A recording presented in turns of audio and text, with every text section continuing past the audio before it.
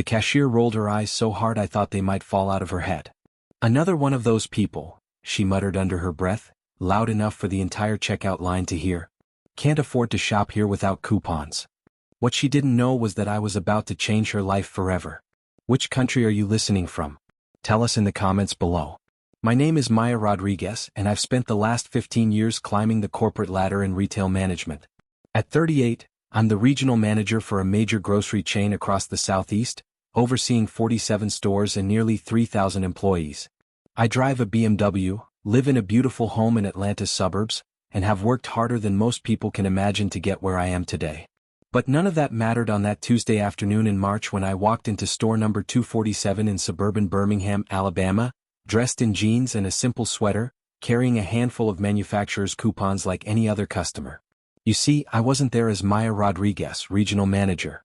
I was there as Maya Rodriguez, a secret shopper, conducting what we call a customer experience audit. It's something I do quarterly. I visit stores unannounced, dressed as a regular customer to see how our team members really treat the people who keep us in business. I had high hopes for store number 247. Their sales numbers were strong, their employee turnover was low, and the store manager, Janet Williams, had been with the company for over a decade. On paper, everything looked perfect. But I learned long ago that you can't manage what you don't measure, and you can't measure customer service from behind a desk. The morning started beautifully. I woke up in my hotel room at the Hampton Inn just off Interstate 65, did my usual meditation and prayer, and felt genuinely excited about the day ahead. I love these undercover visits because they remind me why I fell in love with retail in the first place.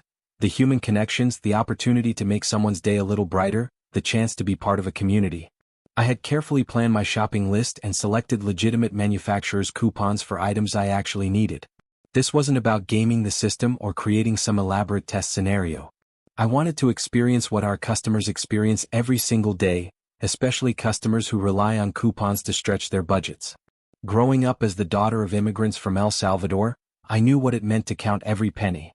My mother, Carmen, worked 2 jobs, cleaning offices at night and watching children during the day, to keep food on our table, and still found time to clip coupons from the Sunday newspaper.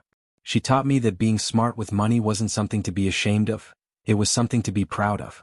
"Mija," she would say in her beautiful mixture of Spanish and English, "dignity doesn't come from how much money you spend. It comes from how you carry yourself, how you treat others, and how you never let anyone make you feel small." Those words echoed in my mind as I walked through the automatic doors of store number 247. The fluorescent lights hummed overhead, casting that familiar retail glow across the polished floors. Shoppers moved through the aisles with their carts, and I could hear the distant beep of scanners and the rustle of plastic bags. I grabbed a cart and began my journey through the store, taking mental notes about everything I observed. The produce section was well stocked and fresh. The apples were crisp and properly misted, the lettuce looked vibrant and green, and the bananas were perfectly yellow without any brown spots. The dairy case was properly organized, with products facing forward and expiration dates rotated correctly. The employees I encountered in the aisles were friendly and helpful, pointing me toward items and answering questions with genuine smiles. Maria, a stocker in the cereal aisle, helped me reach a box from the top shelf without me even asking. "Is this the one you were looking for, sweetie?" she said with a warm smile that reminded me of my mother. Her name tag showed she'd been with the company for 8 years. In the meat department, Kevin took extra time to explain the different cuts of beef and even offered to trim some excess fat at no charge. "We want to make sure you get exactly what you need," he said, his hands working skillfully with the knife. He was maybe 25, with a genuine enthusiasm for his work that was refreshing to see. For the first hour, I was genuinely impressed. This seemed like a store that understood our company values of respect, service, and community. The team members were doing their jobs well and customers seemed happy. I found myself thinking that maybe this would be one of those rare audits where I'd have nothing but positive feedback to share. The store was clean and well organized. The checkout lanes were adequately staffed for a Tuesday afternoon.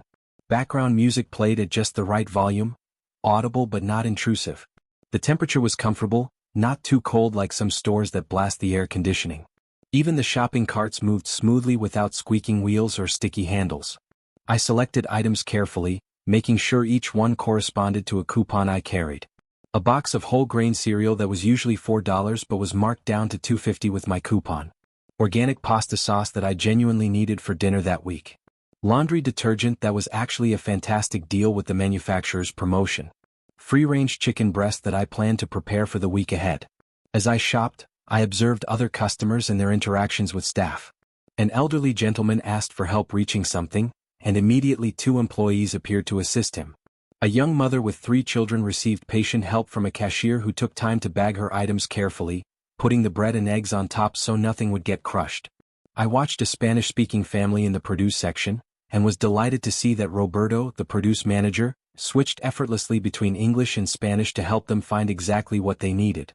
Los tomates están muy frescos hoy, he told them, pointing to the best selection. It warmed my heart to see that level of cultural sensitivity and inclusion. Everything I witnessed reinforced my belief that store number 247 was operating exactly as it should. The culture seemed positive, the employees appeared well-trained, and customers were being treated with respect and care. I began composing my mental report, thinking about the commendations I would give to Janet and her team. Then I made my way to the checkout lanes. I chose lane 7, staffed by a young woman who appeared to be in her early 20s. Her name tag read, Ashley, and she had blonde hair pulled back in a messy bun. She was chatting with the customer ahead of me, a well-dressed white woman in her 40s, all about weekend plans, laughing about some party they were both planning to attend. "Oh my God, you have to come," Ashley was saying. "It's going to be so much fun. Sarah's parents are out of town, so we have the whole house to ourselves." The customer, who was buying what looked like ingredients for an elaborate dinner party, giggled in response. "I'll try to make it after my book club meeting. We're reading that new bestseller about the woman who travels to Italy." "That sounds so sophisticated," Ashley replied with genuine admiration. "I wish I had time to read books like that. Between work and classes, I can barely keep up with my textbooks." Their conversation continued as Ashley scanned items with efficient, practiced movements. She was clearly competent at her job. The register beeped steadily as she worked, and she handled the customer's credit card transaction smoothly. When the woman's reusable bags didn't quite hold everything, Ashley cheerfully offered to double bag a few items and even helped carry everything to the customer's cart. "Have a wonderful evening," Ashley said warmly as the transaction concluded. "And I hope your book club goes well." "Thank you, honey," the customer replied. "You're such a sweet girl. I hope you have fun at your party this weekend." When it was my turn, I pushed my cart forward and began placing my items on the conveyor belt. I had selected about 30 items. Nothing unusual, just everyday groceries like bread, milk, cereal, cleaning supplies, and some fresh produce. Along with my items, I placed my stack of coupons neatly beside the divider, organized in the same order as my products to make the transaction as smooth as possible. Ashley's demeanor changed instantly. The friendly smile disappeared, replaced by a look of barely concealed annoyance. She glanced at my coupons, then at me, then back at the coupons. I could see her jaw tighten, and her shoulders seemed to tense up. "Are you serious right now?" she said, not even bothering to lower her voice. "You're really going to make me deal with all of these?" I felt my stomach drop. "I'm sorry, is there a problem? These are all valid manufacturer's coupons, and I made sure each one matches an item in my cart." Ashley rolled her eyes dramatically. "Yeah, that's what they all say. Do you have any idea how much extra work this is going to be for me? I have to scan each one individually, make sure they're not expired, verify the items match." She trailed off, shaking her head as if I had just asked her to perform surgery. The customer behind me, a middle-aged white man in a business suit carrying only a bottle of expensive wine and a gourmet sandwich, cleared his throat impatiently. "Is this going to take much longer?" he asked. "Some of us have places to be." I felt heat rise in my cheeks. "I'm sorry, I didn't realize using coupons was such an inconvenience. I can move to another lane if—" No, Ashley interrupted, her voice dripping with sarcasm. "Let's just get this over with. But next time, maybe think about whether you can actually afford to shop here before you come in." The words hit me like a physical blow. I felt every eye in the nearby checkout lanes turn toward us. The woman behind the business suit whispered something to her companion, and I caught the words food stamps and welfare.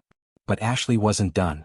As she began scanning my items with exaggerated slowness, she kept up a steady stream of commentary that seemed designed to humiliate me as much as possible. "Oh, look at this," she said, holding up a box of organic cereal that cost $6. "Organic food but paying with coupons. That makes sense." She tossed the box into a bag with unnecessary force, causing it to land with a loud thud that made other customers look over. When she got to my fresh salmon, which was on sale for $8 a pound with a $3 off coupon. She actually laughed out loud. Salmon? Really? Maybe stick to the canned tuna next time if money's that tight. I stood there in shock, my hands gripping the edge of the cart so tightly my knuckles were white. In my 15 years of retail experience, I had never witnessed such blatant disrespect toward a customer. But more than that, I had never experienced such pointed, personal humiliation. The worst part was the assumption behind every comment. Ashley wasn't just annoyed about the coupons, she was making judgments about who I was, what I deserved, and what my place in society should be. She saw a Latina woman using coupons and immediately categorized me as someone beneath her, someone who didn't belong in her store. "Are you sure you have enough to cover the rest?" she asked when we got to the final few items. "Because if your card gets declined, I'm not voiding this whole transaction." The man in the business suit sighed loudly. "This is exactly why I usually shop at Whole Foods," he said to his companion who had joined him in line. "You don't have to deal with this kind of thing there." "I know exactly what you mean," the companion replied, a woman in designer clothing who was looking at me like I was some kind of science experiment. "It's so inconsiderate to hold up the line like this." I wanted to disappear. I wanted to abandon my cart and walk out of the store and never come back. But something deeper kept me rooted to the spot. It was my mother's voice echoing across the decades, "Never let anyone make you feel small." More customers had gathered behind the original two, and I could feel their collective impatience pressing against my back like a weight. A few people switched to other lanes, making dramatic shows of their departure. One woman actually said, "Unbelievable," as she pushed her cart toward lane 6. Ashley picked up my coupon for the organic pasta sauce and examined it like it might be counterfeit. "This says you have to buy 2 jars to get the discount," she announced. "You only have 1. I looked at my cart, confused. "No, I definitely put 2 jars in there. They should be." "I only see 1, Ashley interrupted, holding up the single jar she had scanned.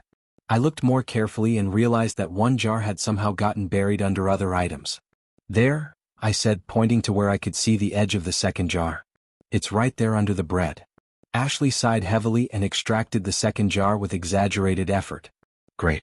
More work for me." As she continued scanning, her commentary became increasingly personal and pointed. When she reached my vitamins, a bottle of women's multivitamins that cost $20 but was on sale for $15 with my coupon, she held them up like evidence in a court case. "Vitamins," she said loud enough for half the store to hear. "Because apparently coupon money goes further when you're buying the expensive stuff. I guess when you're not paying full price, everything seems affordable." The humiliation was overwhelming. I could feel tears threatening to spill over, but I refused to give Ashley, or anyone else, the satisfaction of seeing me break down. Instead, I focused on breathing, on maintaining my composure, on remembering who I was and what I was here to do. But with each passing minute, the situation grew more uncomfortable. Ashley's comments became more pointed, the line behind me grew longer and more agitated, and the weight of judgment from strangers became heavier. As Ashley continued her performance, I became acutely aware of how the situation was escalating beyond just one rude employee. This was becoming a public spectacle, and I was the unwilling star of a show that seemed designed to make me feel as small and unwelcome as possible. Other customers were openly staring now, and I could hear whispered conversations from multiple directions. Some people looked sympathetic, but others seemed to be enjoying the drama. A few had even pulled out their phones, though whether they were recording or just checking the time I couldn't tell. A manager, not Janet Williams, but someone I didn't recognize, a young man with a corporate polo shirt and a tired expression, walked past our lane. I expected him to intervene, to address Ashley's behavior, to at least check if everything was okay.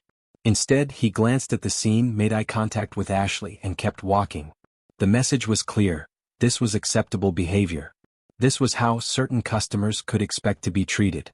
Ashley picked up one of my coupons and examined it with theatrical suspicion. "This one expires tomorrow," she announced, waving it in the air for everyone to see. "Are you sure you're going to use this product before it goes bad? Because I can't return it if you change your mind." "The coupon is valid today," I replied as calmly as I could manage. "And yes, I plan to use the product." She shrugged and scanned it with a heavy sigh. "Whatever. It's your money." "Well, technically it's the manufacturer's money, but you know what I mean." Behind me the line had grown to 8 people. I could feel their impatience radiating forward like heat from a fire. Some were checking their phones, others were switching to different lanes, and a few were making no effort to hide their irritation. "Is she almost done?" someone called out from the back of the line. How many coupons does one person need? Another voice added. This is ridiculous, said a third. I just want to buy my lunch and get back to work. I felt tears threatening to spill over, but I refused to give Ashley, or anyone else, the satisfaction of seeing me break down. Instead, I focused on breathing, on maintaining my composure, on remembering who I was and what I was here to do. But the comments from the line weren't stopping. A woman with a cart full of organic produce and gourmet items made a show of checking her expensive watch. I have a conference call in 20 minutes, she announced to no one in particular. Maybe you should have thought about that before getting in line behind the coupon lady, said the man in the business suit, his voice carrying a mixture of annoyance and contempt. Ashley seemed to be feeding off the crowd's energy. When she reached my bottle of olive oil, a premium brand that was actually a fantastic deal with the coupon, she held it up and read the label out loud. Extra virgin olive oil from Italy, she announced. $30 a bottle, but hey, with a $5 coupon it's practically free, right? The sarcasm in her voice was so thick you could cut it with a knife. Several people in line chuckled and I felt my face burn with embarrassment. Maybe next time try the store brand, Ashley continued. It's in aisle 12 with all the other discount items. I looked around for anyone who might intervene. A few employees were visible in the distance, but none seemed interested in approaching our lane. The assistant manager I had seen earlier was nowhere to be found. It was as if Ashley had been given carte blanche to treat me however she wanted. When she finally reached the last item, a bottle of vitamins with a $2 coupon, Ashley held it up like evidence in a court case. Vitamins, she said loud enough for half the store to hear. Because apparently coupon money goes further when you're buying the expensive stuff. That's when something inside me shifted. The hurt and embarrassment I'd been feeling began to transform into something else entirely. It wasn't anger exactly. It was clear. I thought about all the employees I'd hired over the years, all the training sessions I'd conducted about customer service and respect. I thought about the company values printed on every name tag, respect every customer. I thought about the countless times I'd had to counsel or terminate employees for far less egregious behavior than what I was witnessing. But mostly I thought about my mother and about every person who had ever been made to feel small because of their appearance, their accent, their need to be careful with money, or their place in someone else's narrow view of the world. I thought about Maria in the cereal aisle, who had helped me with such kindness. I thought about Kevin in the meat department, who had taken pride in providing excellent service.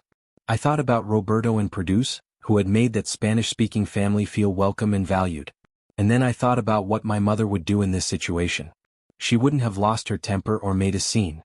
She would have maintained her dignity while standing up for what was right. She would have turned this moment of humiliation into a teachable moment for everyone involved. As Ashley continued her commentary, making jokes about my shopping choices for the entertainment of the growing crowd, I felt a sense of calm settle over me. I knew exactly what I needed to do. Ashley finished scanning my items and coupons with a final dramatic flourish. The total came to $127.83 before coupons and $47.83 after, as savings of exactly $80, which she announced with obvious disdain. Your total is $47.83, she said, her voice carrying across the checkout area. Will that be cash or card? Please tell me you have enough to cover it. The line behind me had grown even longer during the extended transaction, and I could feel the weight of their collective frustration. Some people were openly complaining now, making comments about these people and what's wrong with society these days. I reached into my purse and pulled out my wallet. But instead of retrieving my credit card, I pulled out something else entirely, my business card. Actually, I said, my voice steady and clear, I think we need to have a conversation. I placed the card on the counter directly in front of Ashley. She glanced at it dismissively, clearly expecting it to be some kind of rewards card or customer complaint form. Then she did a double take. Her eyes widened as she read the text. Maya Rodriguez, Regional Manager, Southeast Division. The color drained from her face. What? I don't understand. Let me help you understand, I said, and now my voice carried the authority of someone who had just spent 15 years earning the right to use it. I'm the regional manager for this entire area. I oversee 47 stores including this one. I'm here conducting a customer experience audit, and I have to say, Ashley, this has been one of the most educational experiences of my career. Ashley's mouth opened and closed like a fish out of water. Behind me, the line had grown silent. The man in the business suit suddenly seemed very interested in his phone. The woman who had been complaining about her conference call was staring at me with wide eyes. You just spent the last 20 minutes demonstrating exactly what not to do in customer service, I continued, my voice remaining calm but carrying the weight of authority. You made assumptions about me based on my appearance and my use of legitimate coupons. You spoke to me with disrespect and contempt. You allowed other customers to feel uncomfortable and unwelcome. And you did all of this while representing our company and wearing our uniform. I could see other employees starting to gather, drawn by the commotion and the sudden silence from a checkout lane that had been creating noise for the past 20 minutes. A few of them recognized me from district meetings and company events. One of them, a department supervisor named Marcus whom I had hired personally 2 years ago, went pale and immediately reached for his radio. "Marcus, please call Janet to the front of the store," I said calmly, "and ask her to bring her management team." Ashley was shaking now, tears starting to form in her eyes. "I'm sorry," she whispered. "I'm so sorry. I didn't know. I didn't think." "That's exactly the problem," I replied. "You didn't think so. You made assumptions. You decided that someone who uses coupons must be poor, and that someone who's poor must be less deserving of respect. You turned your workplace into a place where people are judged and humiliated instead of welcomed and served." The customers who had been complaining about the wait were now shifting uncomfortably, realizing they had been part of something much larger and more problematic than a simple checkout delay. A few of them began to quietly move to other lanes, clearly not wanting to be associated with what had just transpired. But others remained, seemingly transfixed by the unfolding drama. I could see phones being raised now, clearly recording the confrontation. In the age of social media, I knew this moment would likely be shared far beyond the walls of store number 247. "But here's what I want you to understand, Ashley," I said, my voice softening slightly. "This isn't really about me. I'm going to be fine. I'll drive home to my house in Atlanta, I'll get up tomorrow morning and go to my office, and I'll continue doing the job I love. But what about the next customer who doesn't have the luxury of revealing themselves as a regional manager? What about the single mother who really does need those coupons to feed her family? What about the elderly gentleman on a fixed income who's trying to make his Social Security check last until the end of the month?" Ashley was crying openly now, tears streaming down her face.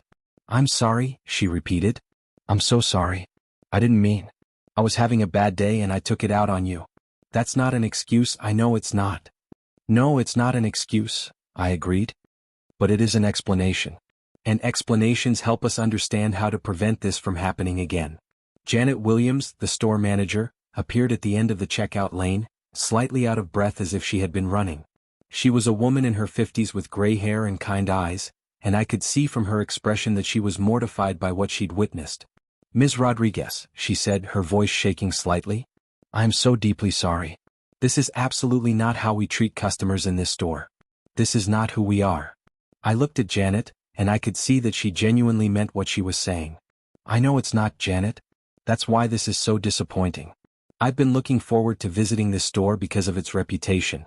Your numbers are excellent, your team seems strong, and I've heard nothing but good things about your leadership." Other members of Janet's management team began to arrive. The assistant managers, department heads, and team leads who formed the backbone of the store's operation. I recognized several of them from company meetings and training sessions. Their faces showed a mixture of shock, embarrassment, and genuine concern. "What can I do to make this right?" Janet asked, her voice thick with emotion. I looked around at the crowd that had gathered, employees, customers, managers, all waiting to see what would happen next. This was one of those moments that would define not just Ashley's future, but the culture of the entire store. The silence stretched for what felt like an eternity, but was probably only a few seconds. I could hear the distant sounds of the store continuing to operate, other checkout lanes beeping, shopping carts rolling across the floor, the hum of refrigeration units, but in our immediate area, everything was still. I looked at Ashley for a long moment, seeing not just the employee who had humiliated me, but the young woman who was clearly struggling with her own challenges and prejudices.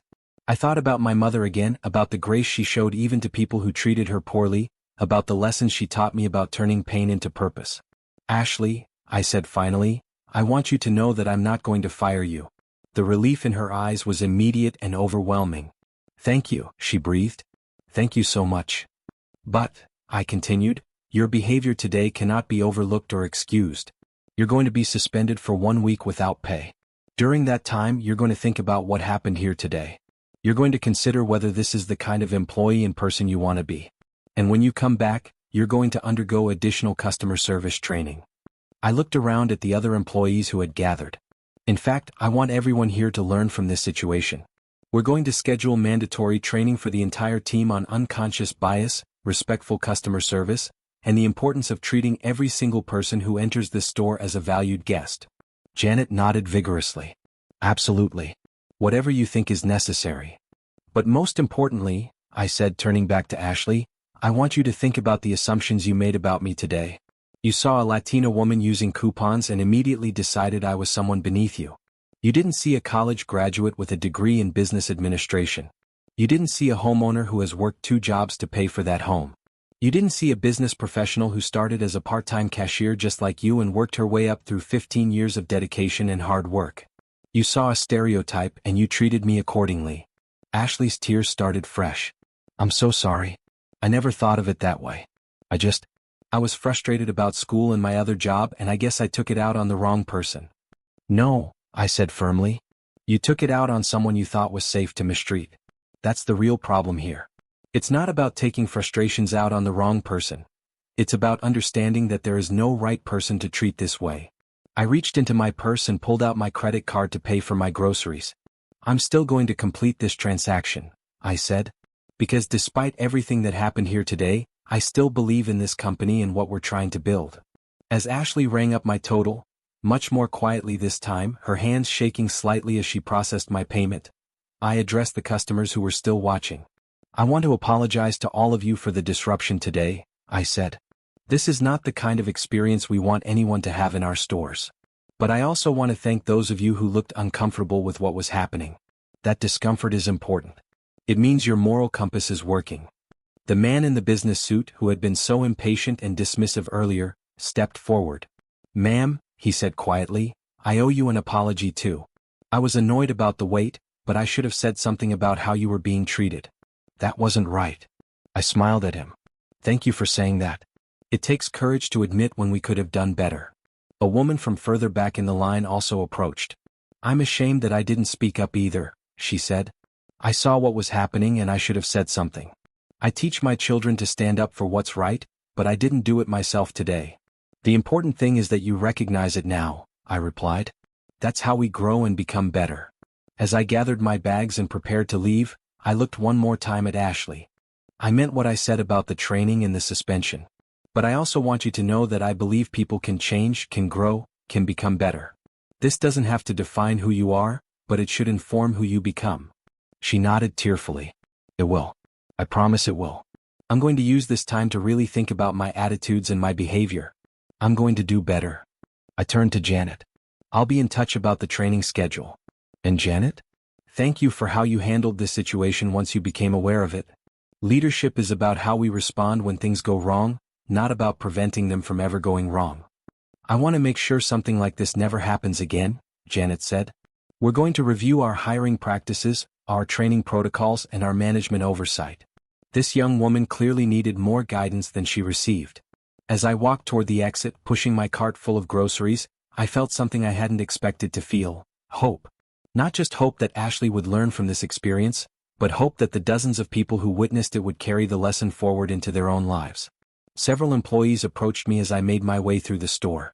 Maria from the cereal aisle touched my arm gently. I'm so sorry about what happened, she said. That's not who we are here. Kevin from the meat department shook his head in disgust. I can't believe she talked to you like that. If I had seen it happening, I would have called a manager immediately. Roberto from the producer looked genuinely upset. In my culture, we believe that how you treat strangers is a reflection of your character. What she did was wrong. Their reactions confirmed what I had suspected, that Ashley's behavior was an aberration, not a reflection of the store's overall culture. But it also highlighted the importance of ensuring that all employees understand and embody the company's values, not just the ones who come to it naturally.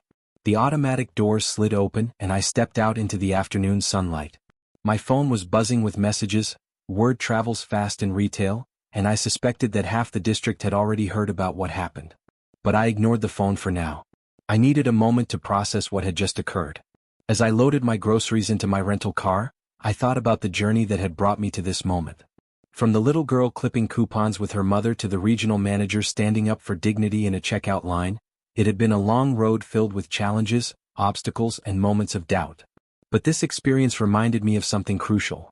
Our response to injustice defines us more than the injustice itself. I could have let Ashley's behavior make me feel small, angry, or bitter.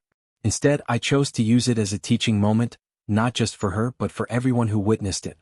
As I sat in my car before starting the drive back to Atlanta, I reflected on the complexity of what had just happened.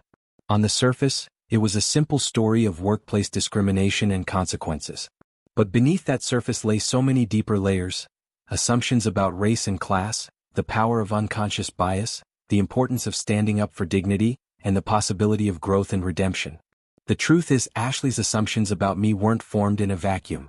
They were shaped by years of societal messages about race, class, and worth. She saw a Latina woman using coupons and activated a set of prejudices that she probably didn't even realize she carried.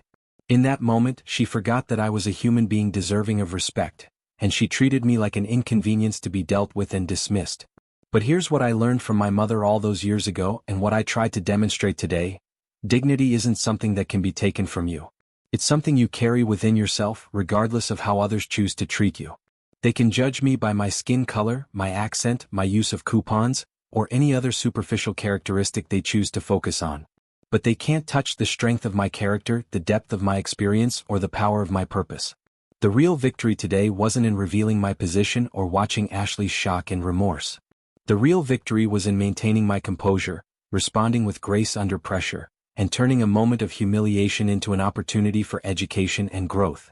I started my car and began the drive back to Atlanta, but my mind remained in that store, with that young woman who had just learned one of life's most important lessons: that every person you encounter is fighting battles you know nothing about, carrying dreams you can't imagine, and deserving of respect regardless of their circumstances. My phone rang as I merged onto Interstate 65. It was my mother calling for our weekly check-in. I told her about my day, about the audit, about Ashley's behavior, and my response. There was silence on the other end of the line for a moment, and then I heard her familiar voice, thick with emotion and pride. "Mija," she said, "you did exactly what I taught you to do. You stood up for yourself with dignity. You taught without being cruel. You showed them the strength of your soul." As I drove home through the Alabama countryside, then into Georgia, I thought about all the Ashleys in the world, young people struggling with their own challenges, making assumptions based on limited experience, perpetuating cycles of prejudice without even realizing it. And I thought about all the customers who would benefit from the training we would implement, the conversations we would have, and the culture we would build. Change doesn't happen overnight, and it doesn't happen without discomfort. But it does happen one interaction at a time, one moment of courage at a time, one person choosing to do better at a time. Over the next few days, I received dozens of calls and emails about the incident. Some were from employees who had witnessed what happened, expressing their support and their commitment to doing better. Others were from customers who had been in line that day, sharing their own reflections on what they had seen and learned. Most meaningful of all was an email I received a week later from Ashley herself. She had used her suspension time to volunteer at a local food bank, where she had met families who relied on coupons and assistance to feed their children. She had also enrolled in a community college course on cultural sensitivity and workplace diversity. "I realize now that my behavior wasn't just rude," she wrote. "It was a reflection of prejudices I didn't even know I had. I'm committed to becoming a better person and a better employee. Thank you for giving me the chance to grow instead of just throwing me away." That email reminded me why I chose not to fire Ashley immediately. People make mistakes, sometimes terrible ones. But people can also learn, grow, and change if given the opportunity and the guidance to do so. The training we implemented at store number 247 became a model for the entire district. We brought in speakers to talk about unconscious bias, we role-played difficult customer service scenarios, and we created an environment where employees felt comfortable discussing their own prejudices and assumptions. Most importantly, we established clear protocols for intervention when employees witness inappropriate behavior. Never again would a situation like mine be allowed to escalate without management involvement. 6 months later, I conducted a follow-up audit at store number 247. Ashley was still there, and she was a completely different employee. She greeted every customer with genuine warmth, regardless of their appearance or their method of payment. I watched her patiently help an elderly man sort through his coupons, and I saw her switch to Spanish to assist a customer who was more comfortable in that language. When she saw me in line with my quarterly audit cart, "Yes, I still use coupons," She smiled genuinely and said, "Good afternoon, Ms. Rodriguez. I hope you find everything you're looking for today." It was a small moment, but it represented something much larger: the possibility of growth, redemption, and positive change. They judged me by my appearance and my coupons. They assumed I was someone they could dismiss and disrespect. They were wrong about who I was, what I represented, and what I was capable of. But more importantly, they were wrong about what any customer deserves, regardless of their background or circumstances. Today, I didn't just audit a store's customer service. I audited my own character, my own values, and my own commitment to treating every person with the dignity they deserve. And I'm proud to say that I passed that audit with flying colors. The road ahead stretched out before me, leading home to the life I had built through hard work, determination, and the wisdom of a mother who taught me never to let anyone make me feel small. In my rearview mirror, I could see store number 247 growing smaller in the distance, but I knew that the lessons learned there that day would ripple outward in ways I might never fully understand. And that, I thought as I smiled into the setting sun, is how change really happens. One coupon, one conversation, one moment of courage at a time. The strength of my soul had proven stronger than the prejudice of their assumptions. And tomorrow I would get up and do it all over again, because that's what leaders do. They turn challenges into opportunities, pain into purpose, and moments of injustice into catalysts for lasting change. They thought they knew who I was when they saw me with those coupons. But they had no idea about the strength, the wisdom, and the power that comes from a lifetime of proving people wrong, not through anger or revenge, but through grace, determination, and the unshakable belief that everyone deserves to be treated with dignity and respect. That's the lesson I hope Ashley learned that day. That's the lesson I hope everyone who witnessed that interaction will carry forward.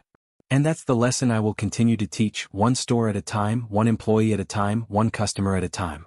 Because in the end, that's what leadership really means, not just managing stores or overseeing employees, but modeling the behavior we want to see in the world, standing up for what's right even when it's uncomfortable, and never, ever forgetting that our true strength comes not from our position or our power, but from our character and our commitment to treating others the way we want to be treated.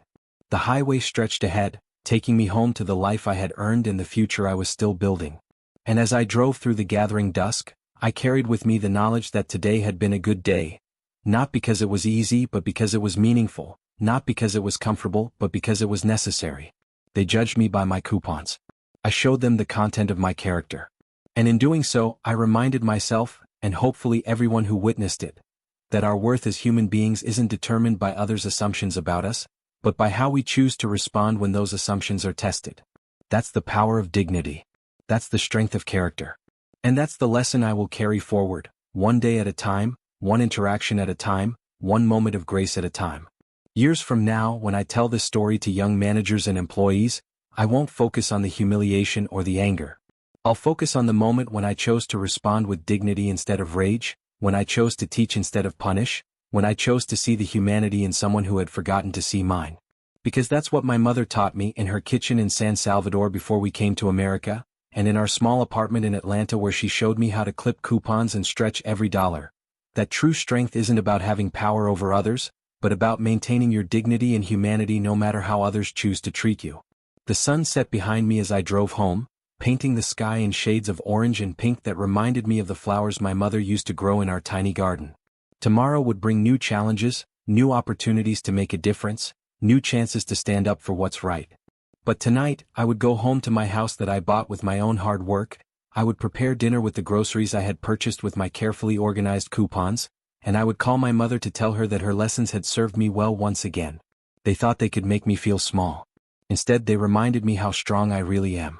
And that, perhaps, is the greatest gift of all, the reminder that no one can diminish your worth except yourself, and that sometimes the most powerful response to prejudice is simply to remain who you are, with dignity, with grace, and with the unshakable knowledge that you belong anywhere you choose to be.